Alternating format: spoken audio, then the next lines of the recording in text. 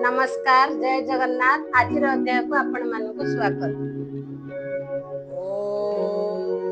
नमो भगवते वासुदेवा।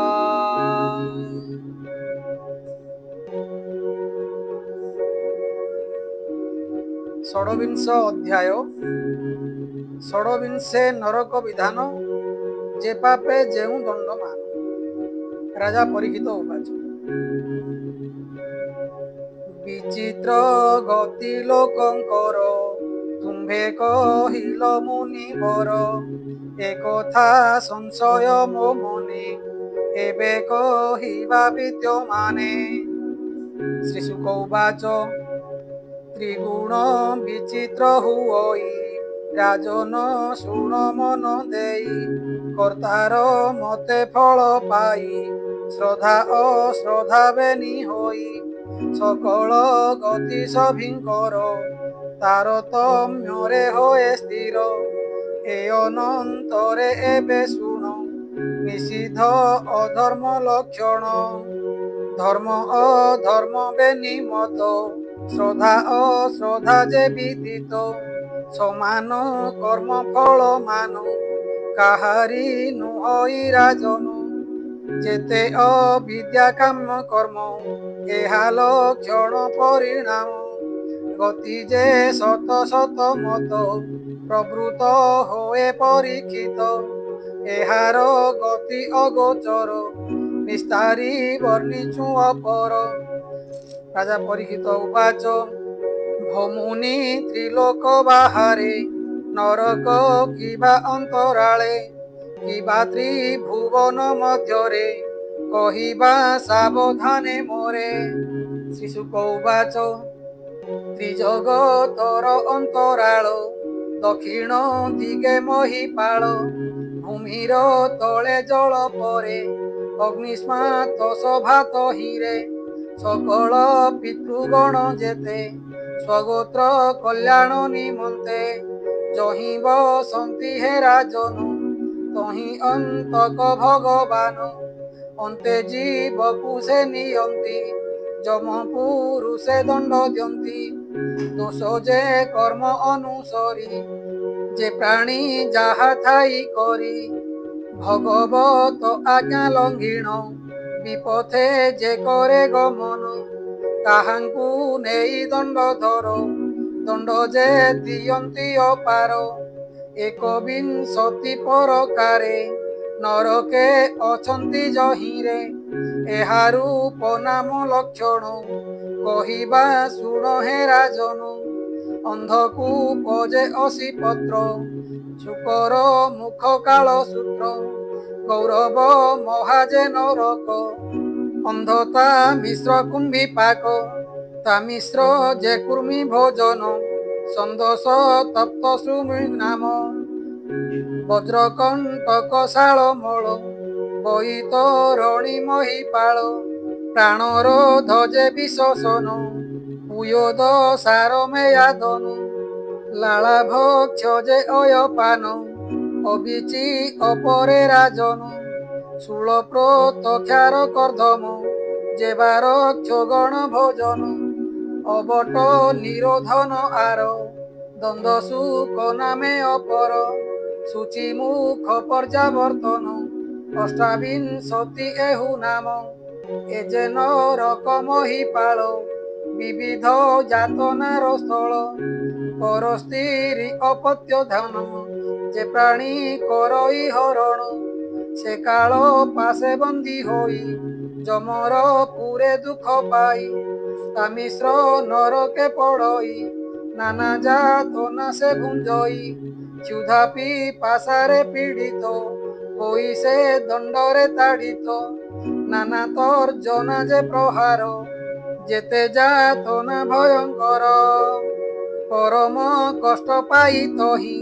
क्षण तो क्षणे मोह जाई अंधता मिश्रे ए प्रकारे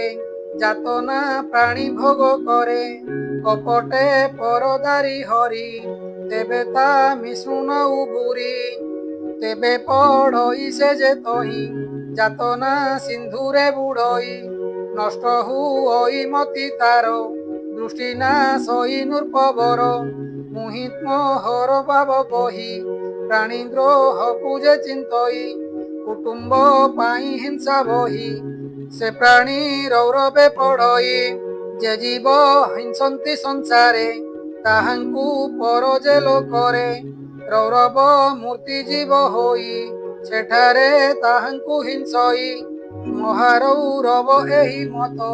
ଯହିଁକୁ ରଜୀବ ବିଦିତ ତହିଁରେ ଯେ ପାପି ପଡ଼ଇ ରୌରବ କ୍ରବ୍ୟାଦତା ଖାଇ ଯେ ନର ପଶୁ ପକ୍ଷୀ ମାନ ପ୍ରାଣ ଥାଉ କରେ ରନ୍ଧନ ରାକ୍ଷସୁ ବଳି ସେହି ହୋଇ କୁମ୍ଭୀପା କରେ ସେ ପଡ଼ଇ ତପତ ତୈଳେ ତାହାର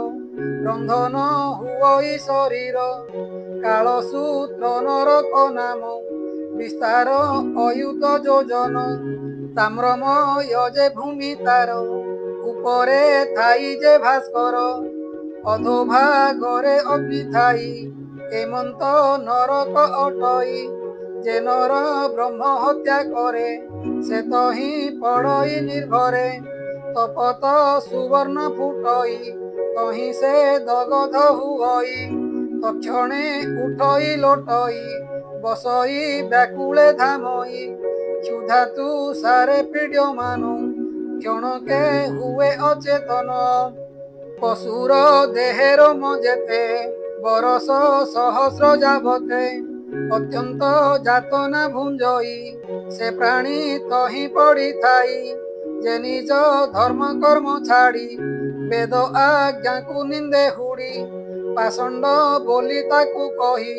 ଅସି ପତ୍ରରେ ସେ ପଡ଼ଇ ଲୌହ ମୁଦ୍ଗର ତା ଉପରେ ପ୍ରହାର କରନ୍ତି ନିର୍ଭରେ ଅଦୋଷେ ଦଣ୍ଡନ୍ତି ଯେ ନରେ ପାପ ଭୁଞ୍ଜନ୍ତି ତମ ଘରେ ଅତ୍ୟନ୍ତ ପାପ ରାଶି ବହି ସୁକର ମୁଖେ ସେ ପଡ଼ଇ ତହିଁରେ ପୁରାଇ ନିର୍ଭରେ ନାନା ଆୟୁଧର ପ୍ରହାରେ ଇଚ୍ଛୁଦଣ୍ଡର ପ୍ରାୟ କରି ତାକୁ ପେଶନ୍ତି ଦଣ୍ଡଧାରୀ ଅତ୍ୟନ୍ତ କଷ୍ଟକୁ ସେ ପାଇ କ୍ଷଣ କ୍ଷଣକେ ମୋହ ଯାଇ ଏ ଯେ ସଂସାରେ ନର ଦେହି କ୍ଷୁଦ୍ର ପ୍ରାଣୀଙ୍କୁ ପୀଡ଼ା ଦେଇ ହିଂସଇ ଜ୍ଞାନହୀନ ମତେ ସନ୍ତାପ ଲଭଇତେ ମନ୍ତେ ଯେ ପ୍ରାଣୀ ପରଲୋକେ ଯାଇ ଅନ୍ଧକୁ ପରେ ପଡ଼ିଥାଇ ଯେ ଗ୍ରାସ ନ ବାଣ୍ଟି ଭୁଞ୍ଜଇ ବାୟସ ତୁଲ୍ୟ ତାକୁ କହି ନରକ ଯେ କୃମି ଭୋଜନ ନରକ ମାନଙ୍କେ ଅଧମ ଶତ ସହସ୍ର ଯେ ଯୋଜନ ସେ କୃମି କୁଣ୍ଡ ପରିମାଣ ତହିଁ ପଡ଼ଇ ସେହୁ ନର ଉଗ୍ର ଯାତନାର ଯେ ଘର କୃମିକୁ ଭକ୍ଷଇ ଯେ ଜନ ତାକୁ ଭକ୍ଷନ୍ତି କୃମି ମାନ ଯାବତ କର୍ମ କ୍ଷୟ ନହେ ତାବତ ନହି ସେହୁ ରହେ ବିପ୍ରର ଦ୍ରବ୍ୟ ଯେ ହରଇ ସନ୍ଦେଶେ ପୀଡ଼ା ସେ ଲଭଇ ଅଗମ୍ୟା ସ୍ତ୍ରୀ ଯେ ରମଇ ତପ୍ତ ସୁର୍ମୀରେ ସେ ପଡ଼ଇ ନାରୀ ବା ଅଗମ୍ୟ ପୁରୁଷେ ଚିତ୍ତ ବଳାଇ ରତି ଆସେ ତପତ ଲୌହ ମୂର୍ତ୍ତି ମାନ ତାକୁ କରାନ୍ତି ଆଲିଙ୍ଗନ ପୁରୁଷ ରୂପ ସ୍ତ୍ରୀ ଠାରେ ସ୍ତ୍ରୀର ପୁରୁଷ ବ୍ୟବହାରେ ଅଗମ୍ୟ ପଶ୍ୱାଦି ଗମନ କରଇ ପାଷଣ୍ଡ ଯେ ଜନ ବଜ୍ରକଣ୍ଟକ ଶାଳ୍ମକୀରେ ଆରୋହ କରନ୍ତି ତାହାରେ ଯେ ରାଜ ପୁରୁଷ ଅପର କରନ୍ତି ଧର୍ମ ସେତୁ ଦୂର ଧର୍ମ ଆଚରେ ଯେ ହୁନର ତାଙ୍କୁ ହିଂସନ୍ତି ଯେ ପାମର ସେ ଅନ୍ତେ ବୈତରଣୀରେ ପାପିଷ୍ଟେ ପଡ଼ନ୍ତି ନିର୍ଭରେ ନିରୟ ପରୀକ୍ଷା ଯାହାର ଏମନ୍ତ ଯେଉଁ ନଦୀ ବର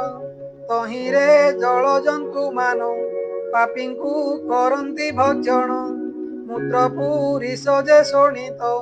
ନଖ ମେଦ ଅସ୍ଥି ବହୁତ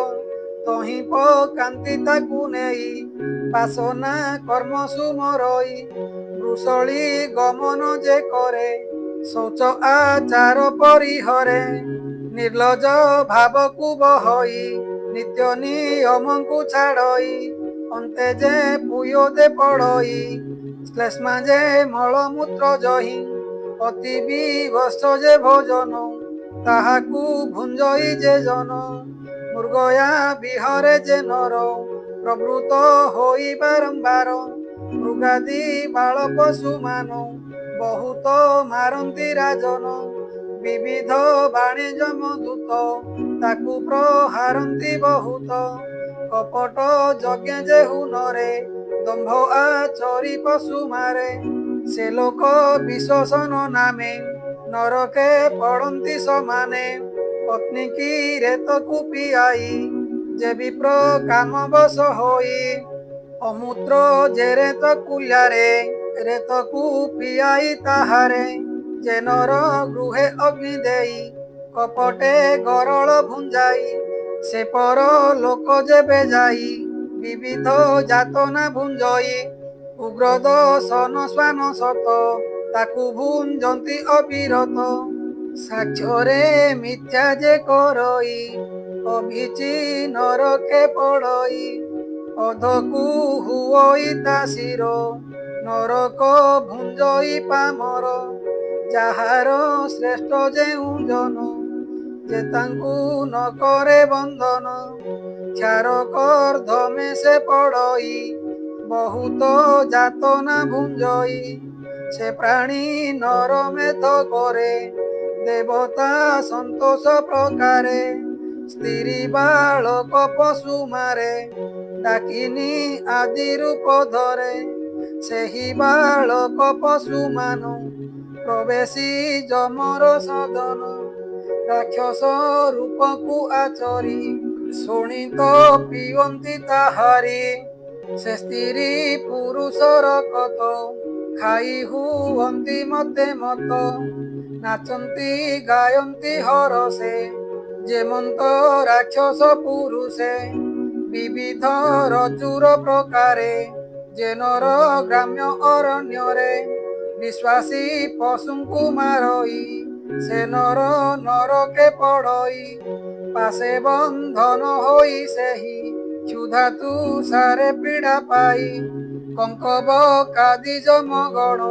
ତୁଣ୍ଡରେ କରନ୍ତି ଭକ୍ଷଣ ବିବିଧ କ୍ଲେଶକୁ ଲୋଭଇ ଆପଣା କର୍ମ ସୁମରଇ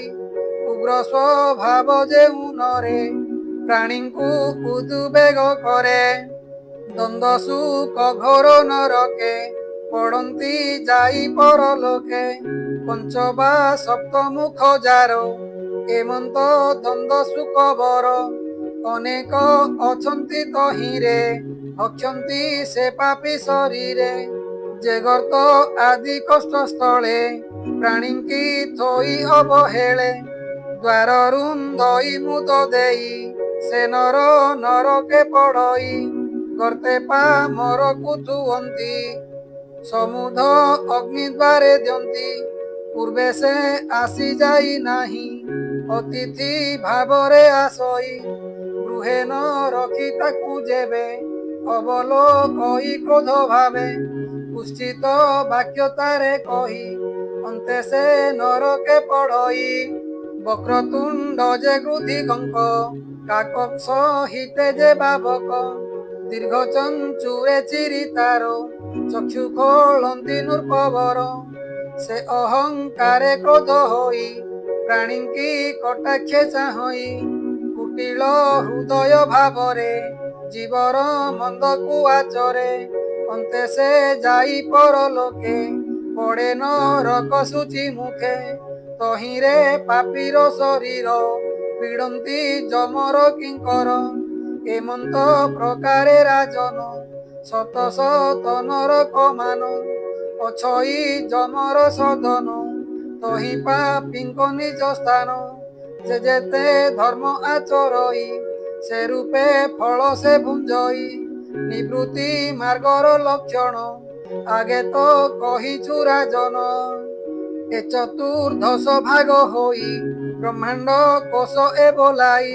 ପୁରାଣ ଅନୁମାନ କରି ତୁମ୍ଭରେ କହିଲୁ ବିସ୍ତାରି ଯେ ଭାଗବତ ନାରାୟଣ ମହାପୁରୁଷ ଭଗବାନ ଗରିଷ୍ଠ ରୂପ ତାହାଙ୍କର ମାୟା ଗୁଣରେ ନୃପବର ଯେତେକ ବର୍ଣ୍ଣିଲଇ ମୁହିଁ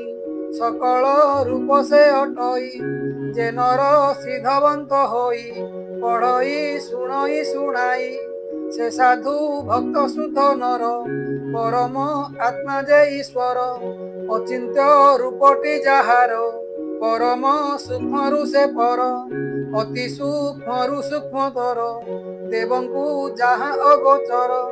ସୁଗତି ଲଭଇ ସେ ଜନ ପରମ ଶ୍ରେଷ୍ଠତା ଜୀବନ ବିପବ ରସ ନଦୀ ଗିରି ସର୍ବସମୁଦ୍ର ଦଣ୍ଡଧାରୀ ପାତାଳ ଦିଗ ସେ ଯେ କରେ ପାତାଳ ଦିଗ ଯେ ନରକ ଭାଗଲ କ୍ଷଣ ଯେତେ ଲୋକ ଈଶ୍ୱର ସ୍ଥୂଳ ଯେ ଶରୀର ଆଶ୍ରୟ ସକଳ ଜୀବର ଏ ସର୍ବ ବିଭାଗ ପ୍ରକାରେ ଧନୁର୍ପ କହିଲୁ ତୁମ୍ଭରେ କହଇ ଜଗନ୍ନାଥ ଦାସ ପଞ୍ଚମ ସ୍କନ୍ଦେ ସୁଧାରସ ସାଦରେ ପ୍ରିୟ ସାଧୁ ପ୍ରାଣୀ ତରିବ ଭବ ତରଙ୍ଗିଣୀ ଏ ଯେ ସଂସାର ସିନ୍ଧୁ ଘୋର ଦୁଷ୍ଟ ଜନରେ ଭୟଙ୍କର ପାଦ ପଲ୍ଲବ ଯୁଗ ଧରି ସୁଖେ ତରିବ ଭବ ବାରି ତା ବିନୁ ଅନ୍ୟ ଗତି ନାହିଁ ସୁଜନେ ଚିନ୍ତ ଭାବ ଗ୍ରାହୀ।